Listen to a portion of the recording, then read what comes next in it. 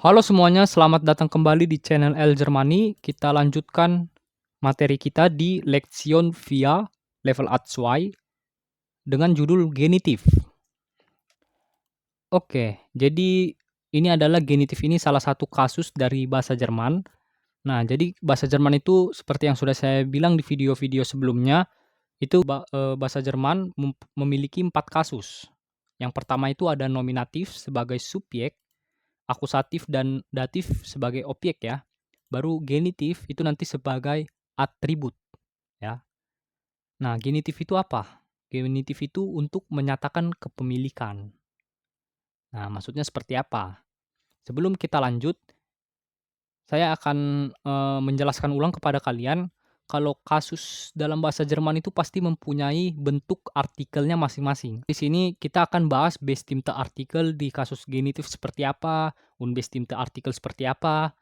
Nah, untuk posesif artikel kita bahas di part selanjutnya, nggak akan muncul di video ini ya. Karena kalau misalnya kita gabung semuanya dalam satu video, nanti kalian sendiri yang akan pusing. Oke, kita masuk pertama di bestimmte artikel.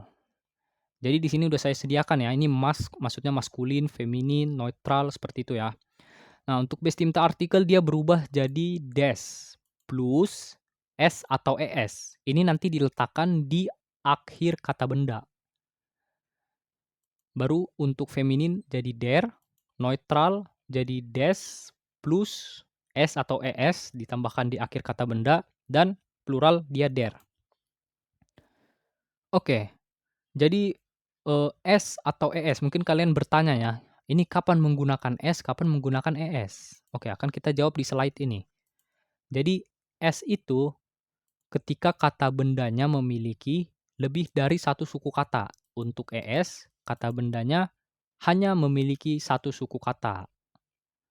Atau kata benda itu memiliki akhiran s, etset, atau set.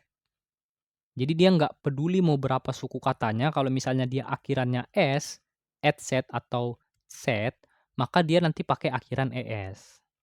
Nah, contoh satu suku kata itu seperti apa? Contoh yang lebih dari satu suku kata maksudnya.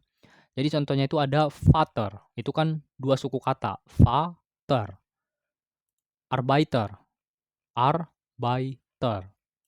Baru untuk yang satu suku kata, Hund, satu, Kind, satu. Baru ada plus. Nah, dia perhatikan ini akhiran S ya, maka nanti pakai tambah ES. Oke, kita lanjut ke contoh kalimat ya. Contoh penggunaannya gimana nih, penggunaan nyatanya. Di sini ada saya sediakan sebuah koper berwarna kuning. Nah, sebelum kita buat contoh kalimatnya, saya akan jelaskan dulu nih. Jadi kan tadi genitif itu untuk menyatakan kepemilikan. Nah, nanti sebelum kita buat kalimat yang mengandung kasus genitif, kita buat dulu kalimat yang tidak mengandung kasus genitif tapi masih memiliki makna yang sama. Nah, kepemilikan ini kan sama maknanya dengan kata kerja gehören. Nah, ini gehören. Di sini saya buat dulu contoh kalimatnya. Ini nggak mengandung genitif ya. Der Koffer gehört dem Mann. Jadi artinya ini. Ini kan gehören itu kan kata kerja datif, jangan lupa. Maka yang memiliki itu dia jadi objek datifnya. Jadi der Koffer gehört dem Mann. Atau alternatifnya kita bisa pakai genitif. Nah, ini kan kita udah tahu nih, koper itu milik dari laki-laki itu. Berarti kan ini adalah koper kuning ini adalah koper dari laki-laki itu. Nah, itu dari laki-laki itu. Itu kan menekankan kepemilikan dari cover itu kan. Koper itu siapa yang memiliki? Maka itu bisa kita buat menjadi genitif laki-lakinya itu. Jadi seperti ini. Das ist der Koffer des Mannes. Ya. Der Koffer baru langsung atributnya. Jadi ini kan genitif nih, des Mannes ini kan kasus genitif di sini kan. Perhatikan, der jadi des, baru karena man itu satu suku kata, maka tambah es ya, sesuai aturan tadi. Nah, jadi des Mannes ini itu sebagai atribut.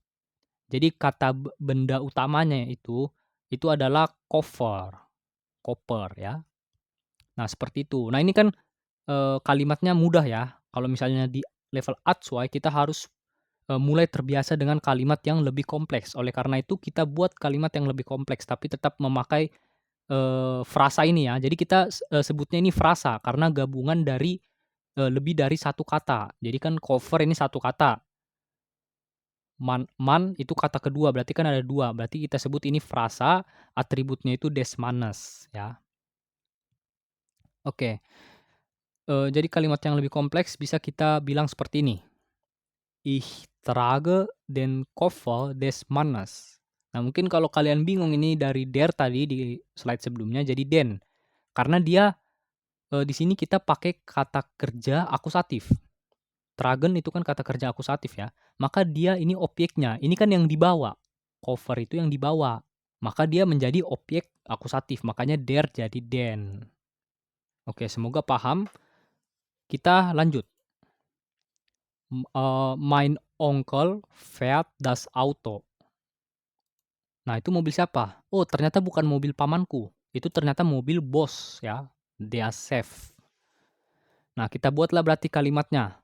Jadi, pamanku seperti yang tadi ya, pamanku mengendarai mobil dari bos itu. Nah, coba kalian buat gimana kira-kira? Kalian pause dulu video ini. Oke, saya anggap kalian sudah selesai membuat. Ini jawabannya saya tunjukkan. Mein Onkel fährt das Auto des Chefs. Oke, mungkin kalian berpikir chef itu karena satu suku kata tambah es. Dalam belajar bahasa itu nggak ada yang pasti, nggak ada aturan yang pasti. Pasti selalu ada pengecualian-pengecualian tertentu. Nah, oleh karena itu, dalam kasus ini, dalam kalimat ini, kita hanya perlu menambahkan s aja untuk chef. Oke, kita lanjut. Sekarang kita pakai yang unbestimmte Artikel, kira-kira seperti apa. Nah, jadi untuk maskulin itu jadi eines, kan dari ein jadi eines, tetap sama tambah s atau es. Untuk feminin eine, nggak perlu tambah apa-apa. Neutral eines, plus s atau es, plural nggak ada. Kalau unbestimmte Artikel pasti nggak punya plural ya. Oke, kita lanjut ke contoh kalimat berikutnya. Nah, di sini kita lihat ada sebuah roda ya, menggelinding. Sebuah roda menggelinding, oke.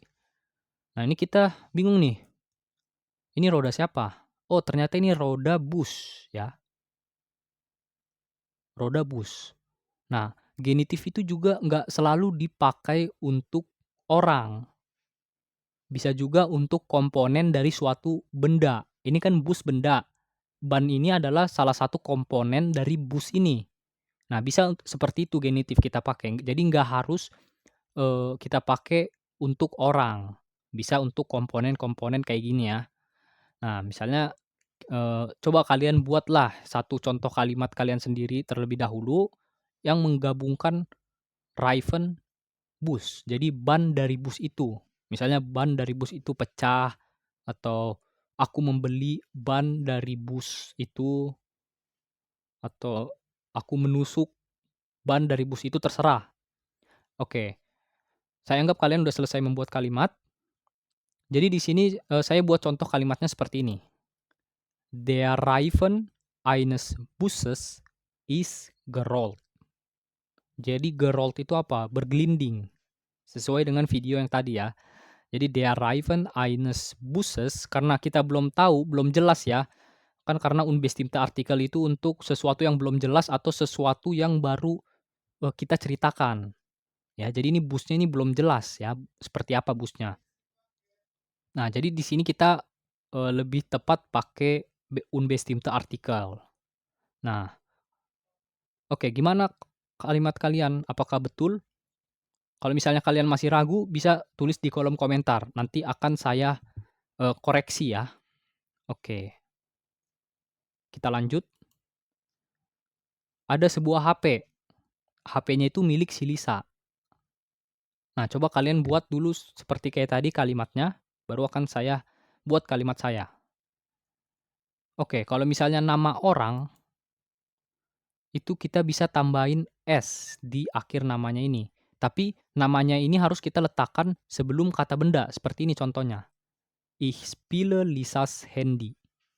Jadi, yang pemiliknya itu, genitifnya itu, kalau misalnya ini bentuknya nama orang ya, bentuk genitifnya itu nanti ditaruh di sebelum kata bendanya, atribut dari kata bendanya itu diletakkan ya sebelum kata bendanya ya.